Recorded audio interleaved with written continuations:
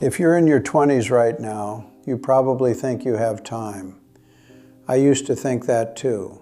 I'm 78 years old, and I'm going to tell you something I wish someone had told me when I was 22. You are not preparing for your life. You are already living it.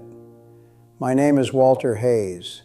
I live outside Tulsa, Oklahoma, in a quiet neighborhood where the evenings are still and the houses all look the same. I've got a worn-out recliner, a coffee mug that never leaves the kitchen counter, and photo frames that hold more memories than I gave myself permission to enjoy at the time. From the outside, it looks like I did fine. 40 years in commercial construction, married, 2 kids, retired with a decent pension. But if you could sit where I'm sitting right now, you'd understand something most young people don't. I didn't lose my 20s in a dramatic explosion of bad decisions. I lost them in small, reasonable choices that sounded smart at the time. That's the dangerous part. When I was 23, I moved to Dallas, Texas for my first real job. Entry-level project coordinator, long hours, hard hat, steel-toe boots. I felt important walking onto job sites before sunrise. I told myself I was building a future. Everyone around me said the same thing. Grind now, relax later. That phrase sounds responsible. It's not. It's a delay tactic. At 25, my girlfriend Lauren wanted to take a road trip to California. She had maps spread out on the kitchen table talking about the Pacific Coast Highway like it was magic. I told her I couldn't afford to miss work. I said, "Once I'm more established." She didn't argue, she just nodded. 6 months later, she moved to San Diego without me. I told myself it wasn't meant to be. But here's the hook nobody warns you about. Sometimes it was meant to be, and you just chose something else. By 28, I was working 60-hour weeks. Promotions came. So did the stress. I bought a new Ford F-150 and thought I was winning at life. But I ate most dinners alone.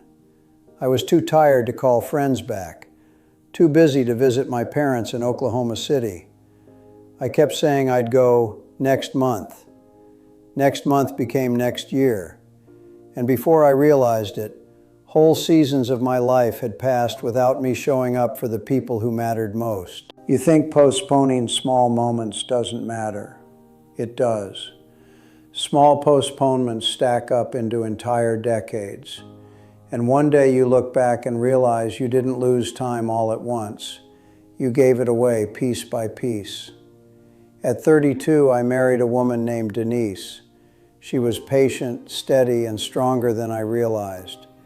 She talked about traveling to New York in the fall, maybe Chicago in winter, maybe even Europe someday. I kept saying we'd do it after the next raise, after the house was paid down more, after things settled. Here's another hook you need to hear. Things never settle. Life doesn't calm down because you want it to.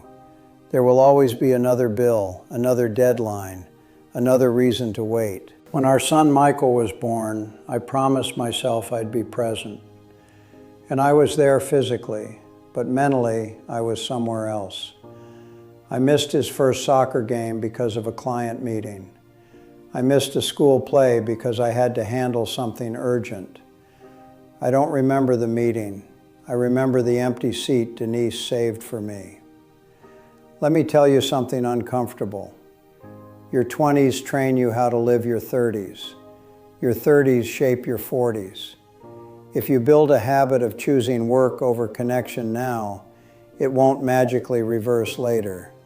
It will harden. At 41, I hit what I thought was the peak. Regional manager, 6-figure salary, company truck. I remember sitting in my driveway one night, engine off, staring at the garage door and feeling strangely numb. I had achieved the goals I set at 23. So why did it feel hollow? That's the hook that blindsides most men. Achievement feels incredible for about 48 hours, Then it becomes normal. Then you chase the next one. My father died when I was 45, sudden heart attack. We had a decent relationship, but not a deep one. I always assumed we'd have time to talk more, time to ask about his childhood, time to clear up the awkward silence that lived between us. At his funeral, standing under a gray Oklahoma sky, I realized something brutal. You don't get bonus time because you were busy. The world doesn't pause to reward your overtime hours or your good intentions. If you're still watching this in your 20s, ask yourself this question honestly. If your life ended tomorrow, would you feel like you actually lived these years? Or would you feel like you were preparing to live? Because there is a massive difference between being alive and truly living. At 53, I had my own health scare. Tight chest, shortness of breath, hospital lights at 2 a.m. It wasn't a full heart attack, but it was close enough to scare me straight. The doctor looked at me and said, "You've been running hot for a long time." That sentence stuck with me, running hot, like an engine with no maintenance. And eventually every engine pushed that hard breaks down. I went home and looked at Denise across the kitchen table, really looked at her. I realized I had spent 30 years planning for a future while ignoring the present sitting right in front of me. That's when something shifted. It felt like waking up from a long sleep I didn't realize I was in. I didn't quit my job. I'm not selling you a fantasy. I still worked, but I stopped worshiping it. I stopped answering emails after dinner. I started taking Sundays off. I booked a trip to Montana just because Denise mentioned it once. We drove through Glacier National Park in silence, and it felt richer than any bonus I ever earned. For the first time, I understood what it meant to be fully present. Here's the truth I wish someone had hammered into my skull at 22. Success is not a terrible thing, but making it your only measuring stick is. You can build a career and still build memories. You can earn money and still protect your health. The mistake is believing you have to sacrifice your entire present for a future that isn't guaranteed. Because the future is a promise none of us actually own. My friend Greg Lawson didn't get that memo. He built a real estate empire in Phoenix. Always said he'd slow down at 60. He died at 59. Stroke. At his memorial, his daughter said, "He gave us everything. I just wish he gave us more of himself." That line never leaves you once you hear it. It echoes in your mind long after the service ends. In your 20s, you think you're invincible. You think your parents will always be there. You think friendships will wait. They won't. People age. Relationships drift. Bodies break down. Time doesn't negotiate. And it certainly doesn't care about your 5-year plan. At 78, I wake up early.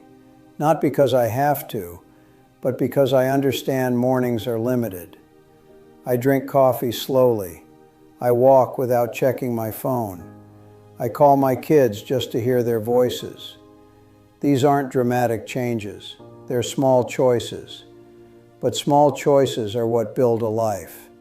And they are the only things that truly last. If I could sit across from my younger self at a diner somewhere in Dallas, I wouldn't tell him to abandon ambition. I'd tell him to balance it. I'd tell him to take the road trip, to call his dad more, to sit in the stands at every soccer game, to protect his health like it's non-negotiable, to stop confusing exhaustion with importance. Here's the final hook, and I want you to really hear it. One day you will be old, if you're lucky. And when that day comes, you won't care about the overtime hours or the titles. You'll care about who you loved, who you showed up for, and whether you were brave enough to live before it was too late. Your 20s are not a rehearsal. They are the foundation. Don't waste them chasing applause from people who won't even remember your name in 10 years. Build something that feels meaningful now, not just impressive later. If this video hits you somewhere deep, share it with someone who needs to hear it, and tell me in the comments one thing you're done postponing. Subscribe, because I've learned these lessons the hard way, and I'd rather you learn them now than at 78. Time is moving whether you notice it or not. So what are you going to do with yours?